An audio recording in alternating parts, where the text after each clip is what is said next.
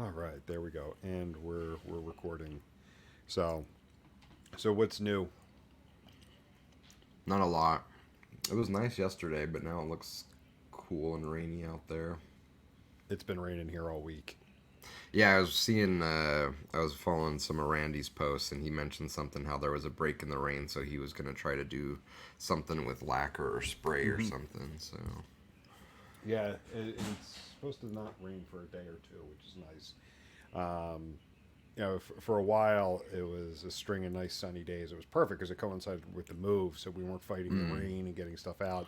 But since then, the rain has come and it has not gone away. Well, it's spring, right? I guess that's what Yep.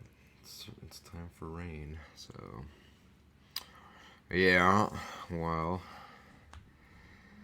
I don't know. It makes me sleepy. Mm-hmm. Yeah, I, I got home late last night, and then just this morning. Like, I mean, it was sunny, it wasn't raining, but still, like, just the chilly spring weather. I just want to sleep. Yeah, I yeah, could have slept for another 2 hours. yeah. Well, maybe I'll take a nap after we podcast. Yeah, Why not? yeah. Because why not? I'm trying to think of a good way to intro our topic, but just nothing's coming to me. I don't know, but I'll tell you what. So my 8-year-old dumped an entire drink out on his bed. Oh, Why I don't know, but it created quite the mess. So when his bed got made, it got it started with like this, the plastic mattress protector going on. I'm like, all right, dude, if you're gonna spill drinks, like you're gonna have to sleep with this plastic thing on. And he was quite fascinated with that. And he came down. He's like, so this protector, right? It protects against liquids getting into the bed, which is good. But we don't really know what liquids. Like, is it soda? Is it milk? We know it's not acid, and we know it's not lava. So what liquids are we talking about here? And I'm like, I don't know, but I don't want you up there testing it. I mean, his logic is not flawed. It's not. It's not. So yeah, he's a funny one. And here comes the rain. Oh yeah. Good little thunderstorm rolling through now, so Nice. yeah, I don't know how you're gonna pivot any of this into a Yeah, so I think I'm podcast. just gonna dive Just dive dive right right in. in. So, like last week, we were talking about, does your boss or does your stakeholder actually care about digital analytics, or is it more of just like a hobby or a nice to do or whatnot? So I want to continue that, and in this case, get away from like the main stakeholder or whomever you're doing the work for, and focus on the individual themselves. So, like, how do you make sure that your efforts are tied to organizational goals, um, versus getting sucked into just window dressing, doing stuff to check an item off the list, doing stuff that just looks good but doesn't provide value? Like that's what I think of when I think of window dressing, because let's face it, there is a fine line in our space between valuable work and window dressing, because we all love to experiment. And actually, that does tie to what you were just talking about. We all like to hypothesize and experiment and try different things, try new things, but and it could easily get disguised as stuff that's valuable. Yeah, isn't this really cool to do, or isn't this really cool data to collect, or isn't this really cool data to analyze? But does it actually provide any value? So, um, how do you make sure that, like, things that you're doing don't fall into that category of nice to haves or experiments that don't actually provide any value?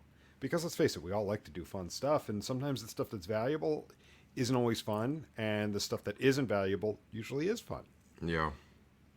Yeah, and this is a very important conversation, and lots of different ways that we could go about addressing it. Excuse me. I would say you have some ability at an individual level, but unless your organization is set up in such a way that it's tied to organizational goals, your ability to influence that as an individual can be very, very difficult and frustrating. And so I think, one, we need to make sure we have the right leadership in analytics teams to make sure that we're aligning with organizational goals, and that will ultimately allow the team to better align as well. But even if that's not the case, I think that the number one thing that we talk with people about is having a natural curiosity about the business that you're supporting. And over, a 20-year career, I have gotten over the shock value, the shock of hearing from analysts, from implementers, that they have no clue about why they're doing what they do. Early in my career, I would be very, very shocked hearing that, but now it's just so commonplace. You talk to an implementer and you say, well, why are you capturing this? Or why are you doing that this way or that way? I don't know. I was just told to do it, so I'm doing it. You talk to an analyst and you say, well, what is it that your business does or is trying to do? Oh, I don't know. What? Well, then how are we aligning what we do to provide value to the organization and the goals? It's really difficult to do that. So that to me is the place that you have to start. If you don't have that natural curiosity and wonder about what the business that you support does, it's very difficult to align. That's where I think I would recommend people start. Well, I love the question when it's asked, like, what's the purpose of your website? What's it do? What's its primary role? And someone goes, I don't know. Yeah. And it's an analyst. Well, I don't know. I don't know why we have a website. Yeah. Yet you're supposed to be analyzing the data. You're supposed to be finding insights, and you don't know the main purpose of the website. Yeah, and this reminds me of a conversation I had when I worked client side. The difference between our data science team and our digital analytics team. The CEO at the time said something like, these guys have no idea. They have no understanding of our business from a business lens. They're really, really good at modeling and writing functions and doing math, and it's important because we feed this data in, this data comes out, it powers a lot of what we do. They're really, really good at what we do, but I can't go down there and ask them to sit down and strategize with me using data about the performance of our business. They just don't understand our business to do that. And that's what we're looking for our digital analytics team, is to be, 1 foot in the science-y data world and 1 foot in the business world, so we can make that connection that we've been missing. Yet so many analytics teams, regardless of what you call them, that gap remains to this day. It is like, okay, well, what are we analyzing? I don't know. Well, I'm analyzing how many people went from A to B, and so, I'm doing my job. Well, it's like, well, you're doing, I guess, the technical details of your job. But unless you understand what it is we're trying to do as a business, what our goals are, unless you have curiosity to learn more about our customers and how that applies to what we sell, then ultimately you're very, very limited in what you can do as an analyst, as an implementer. And so, we get so, kind of speaking of kind of chasing these things that are fun and exciting, we get so caught up in like buying new tools and collecting more data and trying new techniques and, kind of flexing our muscles that we have this analytic toolkit with all these things that we can do, yet we're not spending 1/100th of the time and energy that we spend on those things in learning about business. And I think it's unfortunate, and I don't know how we fix it, and I don't know how we got so far down this path, but at some point in time, we decided that learning about how businesses operate in general and the businesses that we support specifically is important to what we do. We decided that wasn't important. We'll look at the data. The data is going to be an independent voice, and that is our job. And I think it's unfortunate, because I think it absolutely limits what we can do in our role, whether we're an optimization strategist, whether we're an analyst, whether we're an implementer or a data architect. ultimately our value is limited if we're saying we're going to keep understanding business at an arm's distance from us.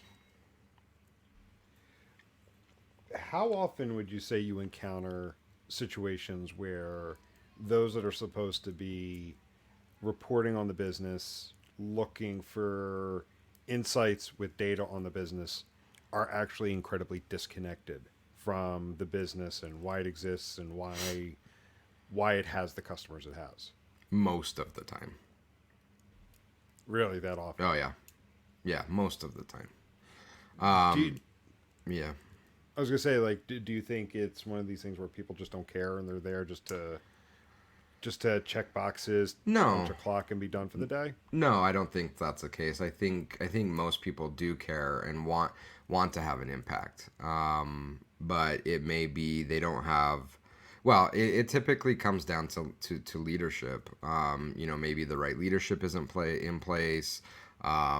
Maybe they're not getting the right mentoring that this is important, and we're kind of spending time kind of going back to our topic. Are we creating window dressing? Maybe window dressing is not a fair term to describe it, but we're just doing the work. We're so focused on the work, but no one's stepping in and saying, okay, well the work is important, but also learning about our business is important. So someone from a leadership perspective isn't stepping in and having that conversation with so many teams that it just perpetuates it. So I think that lots of people, especially analysts, are curious. But oftentimes they're young. They don't know how to start. They don't know who to ask. They don't know where to go, and so they feel incredibly stuck. And I think that should be for these organizations. It should be exciting because it doesn't take a lot to get them unstuck. It just takes someone coming in and saying, okay, I'm going to help you. I'm going to help guide you and teach you more about our business. And it's not like they have to convince them to be excited and curious about it. They already are. They just haven't been given the permission. They haven't been shown the way. They haven't been given access to information. And so it makes it incredibly difficult unless you're a rare self-starter that isn't too concerned about just rocking the boat, which most people aren't. And so most people aren't going to go in and push things around in order to find the information that they need. So, but to answer your question, no, I don't think it's that they're just trying to do the work and they don't care. I think they do. They're just, they're lacking the leadership needed to take their game to another level. And really, this is across roles, not just analytics. We hire people into roles, and we're like, okay, they're going to do really good, and they don't need any additional training or mentoring. It doesn't matter if you're the CEO or you're a brand new hire on the help desk. We all need training and support constantly. But most organizations, like, we don't have time for that, and unfortunately, it limits the value that their employees are able to generate for the company. I think another aspect of it is just simply overwork. We've talked about it so often. Like, these analytics teams are historically underfunded, and we go back to the Avinash 90-10 rule. We've never gotten anywhere close to that, and so we have these 2 to 3 person analytics teams asked to do the work that really 8 to 10 people teams should be taking on. And so when you're doing the job of 2 to 3 people, and then your boss comes in and says, hey, I really want you to be curious and learn more about our business and go read it. It's like, when do you want me to do that? Like, I literally have no time to do anything like that.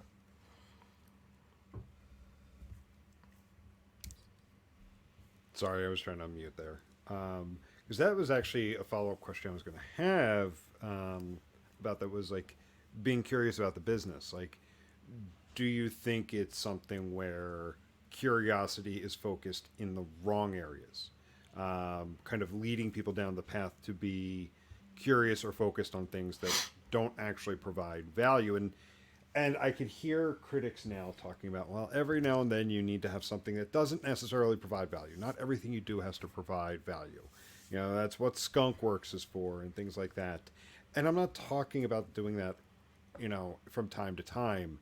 What was really the crux of this episode was a conversation you and I had about those in digital analytics often getting incredibly sidetracked. doing things that actually have no value most of the time, which then overall, downplays the value that analytics could have for an organization. Yeah, and for me, I just think it comes back to leadership. And typically when this happens, it's not that the teams want to go off and just do stuff that doesn't have value. They're doing things that feel approachable to them, that feels like they are solving a problem, or they are investing in something that creates value. The reason why it doesn't have the same level of value from the business's perspective is I think often comes down to a lack of purpose. The why. Why does our analytics team exist? And if we don't have leadership in place that has a clear reasoning for why this team exists, then I'm going to go back to this analogy we use all the time of the 1970s, 80s football game, where you put the players on it, you turned it on, and they shook off. Like that's how we're operating. We have no shared sense of purpose or goal of what we're trying to do, and so when you look at it from a top-down perspective, it looks like just all these people spinning around, going off in opposite directions. However, if we have a sense of purpose, then a lot of these things that don't appear to have value, then all of a sudden do have value. We're investigating new technologies. We're staying ahead on new technologies that the market is introducing. We're future-proofing our implementations. We're doing things that don't have immediate business value today, but are an investment in business value in the future. Like, all of these things become meaningful because we have a purpose, because we're trying to do X to support Y. And so for me, a lot of times that's why we get into these situations is, you go talk to analytics teams, like, well, why do you exist as a team? It's like, well, we report on stuff. Okay, well, that's not really a purpose. Like, what's our purpose? Why do we exist? Why is the business happy that we exist? And I would challenge anyone in an analytics role listening to this podcast to seriously ask themselves that question. Why is the business happy that we exist? And if we can't clearly articulate that, then one, maybe we haven't defined our own purpose or reason for existing. Or two, we're not living up to the promise that we can provide really meaningful value to the business in order to do, fill in the blank. Why do we exist? And so without that kind of purpose, we default to doing tasks.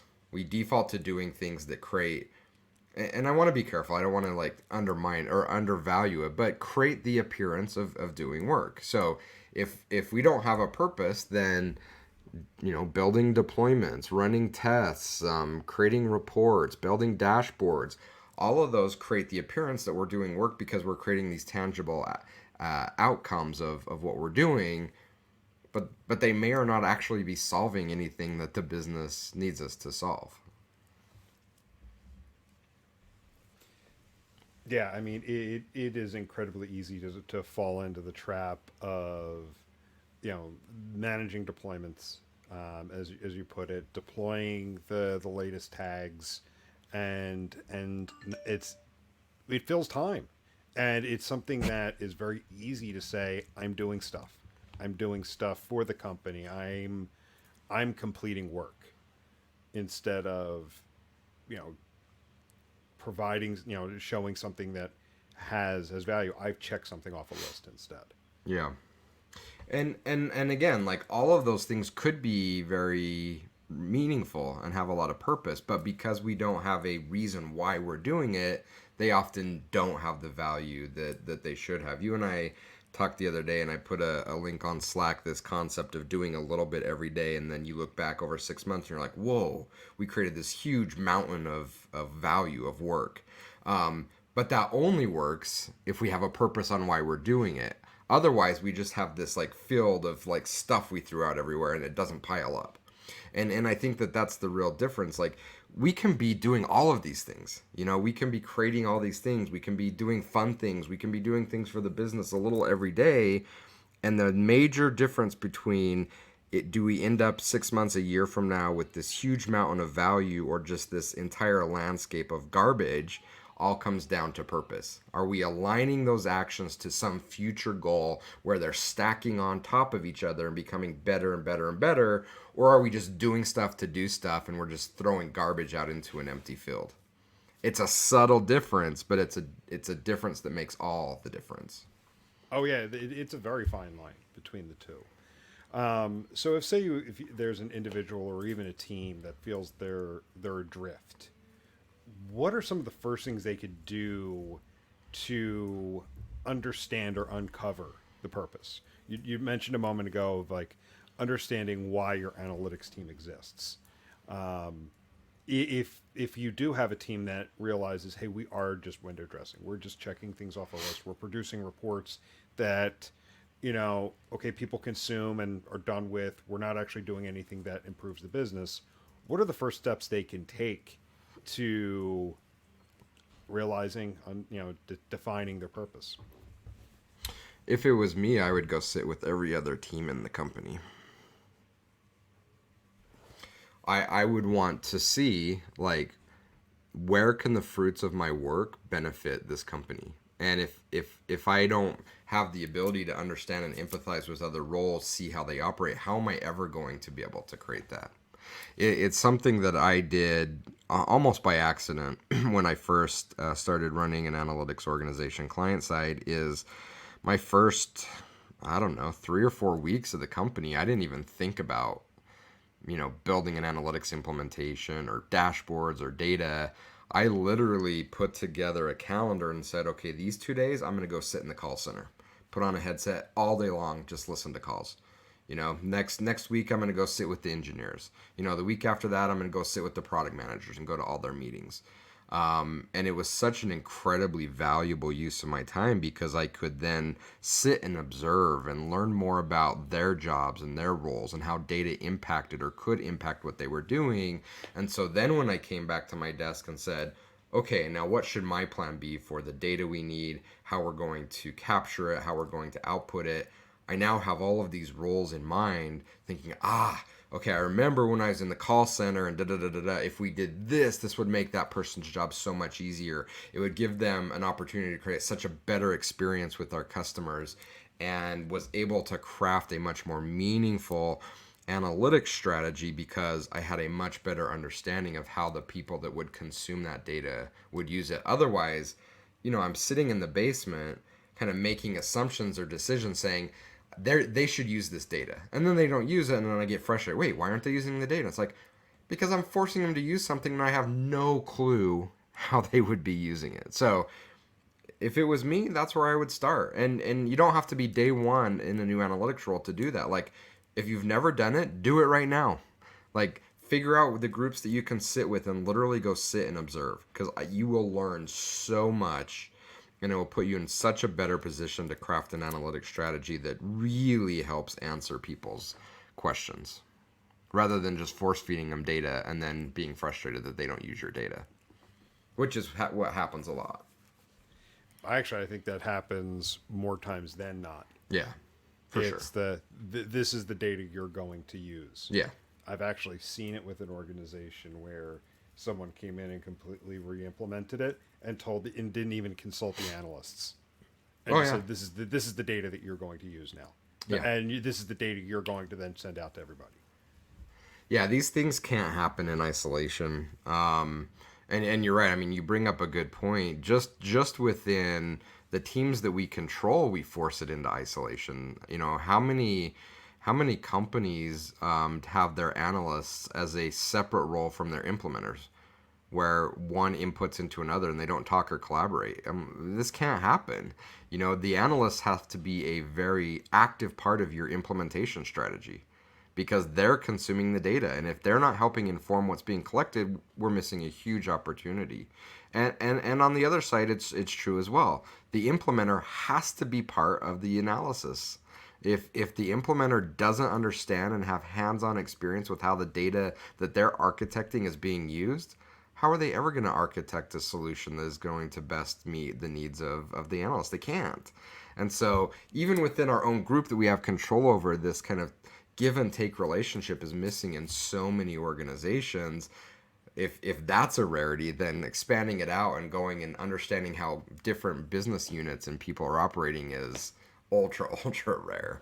So if you're able to do that, it's going to put you in a very elite class of analytics teams. And I think it's going to position you really, really well, not only to provide the business with incredibly valuable insights, but ultimately take yourself into a role that is indispensable. We've talked about this a lot, that if we are able to do that, we aren't seeing analytics teams part of layoff rounds, not until the very end, because if you're able to do this right, analytics is ultra critical for what we're trying to solve for as a business. So. Yeah. But I mean, going back to kind of how we started this conversation, I think I don't believe that most analytics teams go out there and say, yeah, let's just create window dressing. Let's just create the appearance of work. Let's just work on fun stuff. I don't think they go out there with that intent. I truly believe that the overwhelming majority of analytics teams have a true desire to have a meaningful impact on the businesses they support.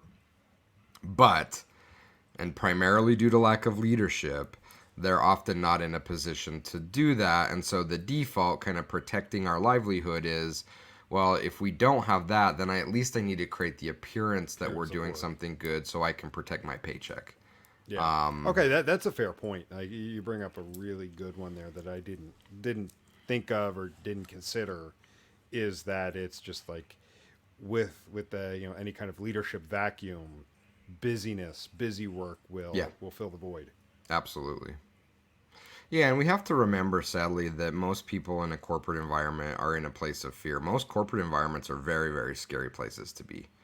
And ultimately, people they want to get their job done. They want to get their paycheck so they can take care of their families. And so we have to empathize that most people are in very scary environments in a lot of these companies, and it can be easy for us on the outside to be critical, saying, why are you just doing stuff that doesn't matter? It's easy for us to say that. It's another thing to be on the inside and feeling that leadership void, feeling the fear of, well, if the boss comes in and sees that I'm not creating all this output, am I going to get fired? Like that's a very, very real fear that oftentimes leads to these, again, are we tied to organizational goals or not? So I want to be really empathetic with how we position it, that it's easy for us to have that conversation. It's a much different conversation when you're on the inside operating out of a place of fear. With that said, if you can break that cycle and find a way to tie yourself to organizational goals, I mean, that ultimately is the biggest insurance policy. If you are truly supporting the business in such a way that they feel that they cannot operate without you, that should give you a massive, massive safety net. Yeah, and you made me realize something. God, it's been just about 10 years since I've worked for a major company. The last 10 years I've been here, and then one other stop prior to this, and they were all small organizations, and it's, you start to lose perspective. Yeah. Of what it's like to work like in a large bureaucratic system where you can hide out for a long period of time. You can hide out and just find busy work and still be promoted. It happens a lot, but you gotta you gotta be attuned to playing that game in order to make it work, for sure. But it happens a lot. It happens a lot. So unfortunately, though, sometimes it becomes out of your control. And again, I think we saw that at the start of the pandemic. Maybe we skirted by and took the easy route for 4 or 5 years. But when a global pandemic comes along and we're losing half our revenue, someone's going to go searching, and they're going to find where there's value and where there's not. And so, you can play that game, but ultimately it's out of your control. Because if there comes a time where expenses need to be cut and it's not clear that you're generating value, well, you're going to get cut. That's just the cold reality of it.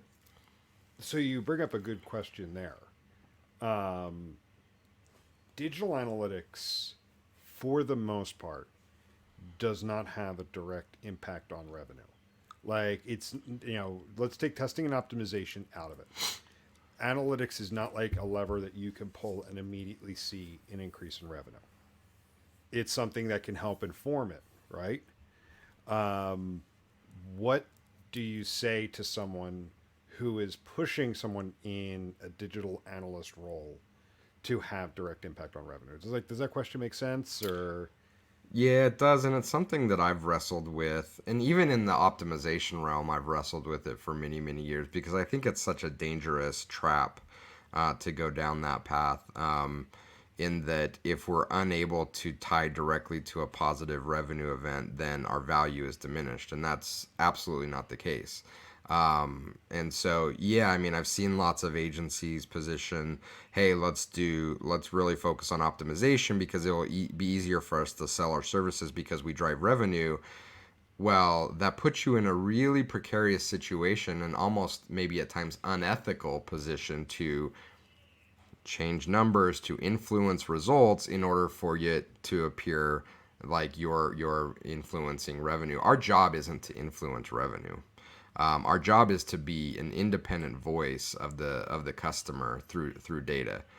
And if we're being evaluated based on how much revenue impact that we're directly tied to, it puts us in an ethical quandary where the results of our analysis and reporting could be very tainted because we are in a position to massage the numbers in order to make ourselves look good. And that's no place for us to be. And so I think it's a very, very dangerous path to go down. well, isn't revenue value? No, revenue's a result. Yeah, I mean, Most I yeah, was trying to bait you into a question into something there. no, like, Yeah. and so, value for us from an analytics perspective is that we're making the organization smarter. We're shortening the time period to understanding how our customers work. We're shortening the time period of reducing friction points in our products. We're making the organization smarter. We're making our product managers smarter. We're creating more efficient and better customer experiences. That's value, and the result of doing all those things is increased revenue for the company. Absolutely. So Okay. yeah, if our goal was to drive value, we're in the wrong. Or if our job was to drive revenue, we're in the wrong Yeah. role. Because I could see, like we were talking a moment ago about like corporate bureaucracy and bureaucrats, people only seeing value only in the form of revenue, direct revenue. And that's why I wanted to kind of go down that route a bit. Yeah, it's such a stupid conversation that old archaic companies use. Like you're a cost center, you're a profit center. Like this is stupid. We're all supporting the main goal of the company. We're all creating value. If we all do our job right, then the outcome is revenue.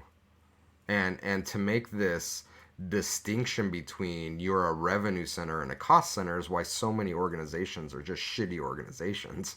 Their purpose in those organizations is profit, and it's why their employees are miserable. It's why their customers are having poor experiences with them, and it's why ultimately they end up going out of business and crashing and burning unless enough external money can be pumped into the system. Smart businesses look at every function that they're investing in the business as value producing. If every function in the business isn't producing value, which then results in revenue, then why are we employing them? So from an analytics perspective, we need to get over this idea that we need to get close to revenue. What does that mean? Like get close to revenue. Like our job is to fill in the blank. Like think about your purpose. Your job Yep. isn't to get close to revenue. Your job isn't to influence revenue. Your job is to what? Make your product manager smarter. Again, like decrease the time that it takes. Like right now, it takes us 6 months to identify a friction point in our product. But with analytics, we've reduced that to 2 months. That's your job, right? That's your job, and it's valuable. And when you do your job right, it results in increased revenue for the business. But yeah, yeah, Mission accomplished. I yeah. beat you into that. Fair enough. No, because I've heard that argument before. Like I've seen people where their quarterly goals are tied directly to revenue, and they're not salespeople. They're not out there upselling customers. Completing new bookings, gaining new leads, and closing them. they're in a role such as this, and it really makes you think, like, if revenue is the only value that they see. I mean, it's the value that lazy managers and leaders see. I think inspired leaders understand that their ability to teach and mentor their team, their ability to put their team in a position where they can provide insights, they can provide education, they can provide knowledge, they can provide, fill in the blank. Those leaders know that tying what they do directly to revenue is a limiting strategy. Tying what their team can do to creating value for the company always results in increased revenue. And but most lazy leaders are just unable to invest the time to do that, so they use a carrot and stick system where they say, you have to create more revenue or I'm going to whip you. So one more point on this thread, and then we'll start wrapping it up. So it's safe to say that trying to find value in the form of revenue, revenue gained by the organization, is just as futile as not even looking for a purpose and just doing anything to fill the time. Yeah, I mean, I think it's all really aimless, rudderless, unless we have a purpose. Like the term purpose is really the key takeaway here is, and it doesn't matter if we're an analytics organization or a product organization or a marketing organization, we have to understand what our purpose is, why we exist. And if we don't, we know it's 100% proven fact that if we don't know what our purpose is, our default purpose, which is not a purpose, is to create revenue. And we know that when that's our purpose, that the outcomes are 99 times out of 100 incredibly negative for almost everyone involved in that scenario. And so as analytics organizations, we have to put in the hard work to understand what our purpose is. And our purpose has nothing to do with influencing revenue. Our purpose has everything to do with putting knowledge in people's hands in order to make better, more informed, smarter decisions that result in increased revenue. But each analytics team out there needs to go through that process themselves and figure out, why do we exist? And I guarantee you, if most people listening to this podcast are honest with themselves, most people would say, you know what, I have no idea. We've never even asked ourselves that question. So would you say that's the motivator behind the majority of the sales emails you get? What's revenue? Yeah. Well, like I'm just trying to like also bait you into like some of the emails you get on sales. But yeah, I mean, all of these really like crappy, sloppy, lazy, all these emails. sloppy, lazy, crappy emails I get, at least 10 a day. They're all coming from organizations that have no purpose, and because they have no purpose, their purpose by default is revenue. And as I just said, 99 times out of 100, that's going to create really crappy experiences. Just come look at my inbox and I will show you. I will show you a massive collection of organizations that just care about revenue, which means they're going to send me shitty, lazy emails. If they had a purpose, they would never send me an email like that. One more thing. So, like this whole thread, starting off with the question about like, are your efforts tied to organizational goals? Are you just window dressing? All the way through purpose and finding your team's purpose, your individual purpose in an organization. How does that all tie to the concept of sustainable analytics? Well, if we don't know what we're building, how are we ever going to build something that sustain? I mean, think about like you have your bucket full of Legos and you set out to build something, but you have no purpose or direction on what you're trying to build.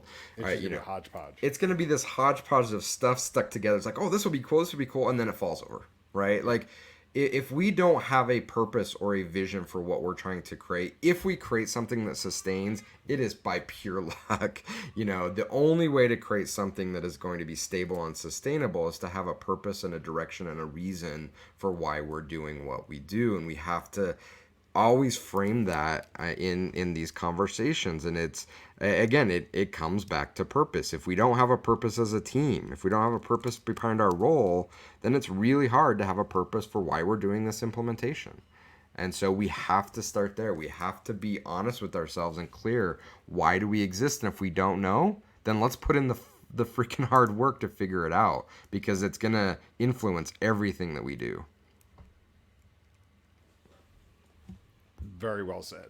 So, I don't have much to add to that. So, yeah, definitely a meandering conversation today, but I like how we came back to really about purpose and making sure you find your purpose, and you had some really good tips on how to make sure you know what your purpose is. Yeah, it was a good one. So Yeah. hopefully people stuck with us through this one. And again, I think the takeaway is just ask yourself that question, and it's okay to say I don't know, we don't know. And if you don't have an answer to it, then no better date than today to start thinking about it and putting that in place for your team. I guarantee you it will make a monumental difference in everything that you do. Yeah. And to your point, the next time the next big economic hit comes, if you have a purpose with an organization, you won't be on the front lines of layoffs. No, you may not survive the whole thing, but I guarantee you won't go first. Mm-hmm. That's for sure. Yeah. That's Cool. for sure. Let's go ahead and wrap up there for this week. Thank you much. And we'll talk to everybody later. See ya. See ya.